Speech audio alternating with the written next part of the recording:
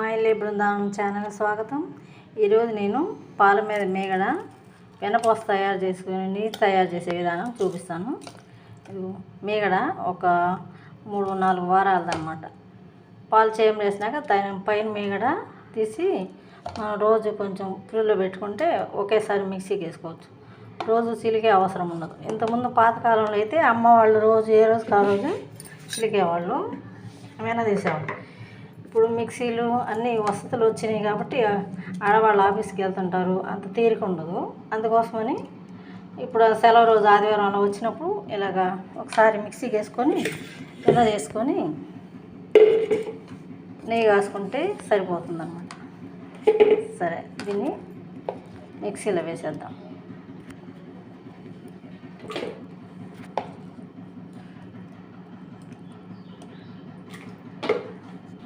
మిక్సీలో పెరుగు మీద మేగడేసి కొంచెం వాటర్ పోసి మిక్సీ వేసేద్దాము.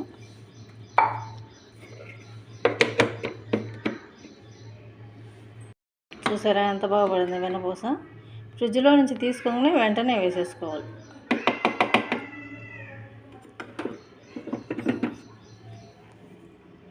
వాటర్లో పోసుకుంటే వెన్నపూస అంతా పైకి వస్తుంది. అప్పుడు మనం ఈజీగా వెన్న తీసుకోవచ్చు. వెన్నపూస చక్కగా వచ్చింది. వాటర్లో వేసుకుంటే మంచి బ్యాడ్ స్మెల్ ఏం రాకుండా ఉంటుంది అన్నమాట.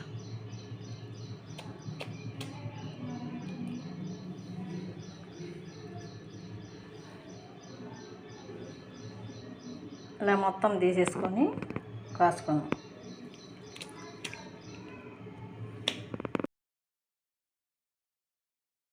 పెరుగు మీద మేగడ తీసి చిలికిన వెన్న. ఇది పాల మీద మేగడ అయితే నేను ఎప్పుడు తీయను. ఎప్పుడు పెరుగు మీద నైట్ చేయం వేసింది దాని మీద మేగడే తీసి పక్కన పెట్టాలన్నమాట.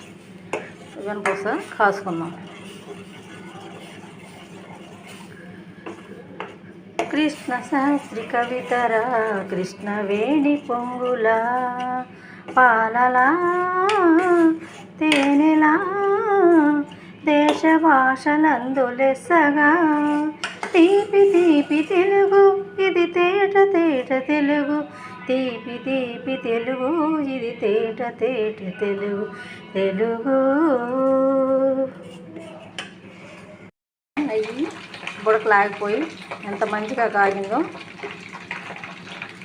మీరు కూడా ఇంట్లోనే నెయ్యి తయారు చేసుకోండి. ఏదైనా మన చేతులతో మనం చేసుకుంటే ఆ టేస్ట్, ఆ స్మెల్ ఎంత బాగుందో. బుడకలు ఆగిపోయి ఇలా ఆగితే చాలు, ఆపేద్దాం. చూసారా అరస నెయ్యి వచ్చింది. గసి ఏం లేకుండా తేరుపట్టుకున్నాం అన్నమాట. చూడు ఎంత బాగా మంచిగా కాసుకోవాలి. దీనిలో తోలపాకు కనుక ఉండి ఒకటి దించేటప్పుడు వేసి మళ్ళీ తేరుపడితే ఎక్కువ రోజులు ఉన్న ముక్కాసం రాదు. నెయ్యిని వేసుకొని కందిపప్పు వేసుకొని తింటే ఉంటుంది స్వర్గమే. నెయ్యి పప్పు అన్నం చాలా బాగుంటుంది. పిల్లలకి మంచి బలం.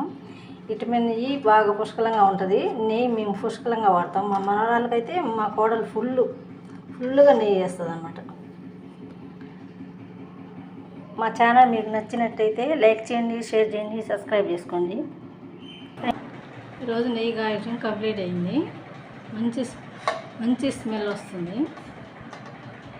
మా ఛానల్ మీకు నచ్చినట్టయితే లైక్ చేయండి, షేర్ చేయండి, సబ్స్క్రైబ్ చేసుకోండి. Thank you.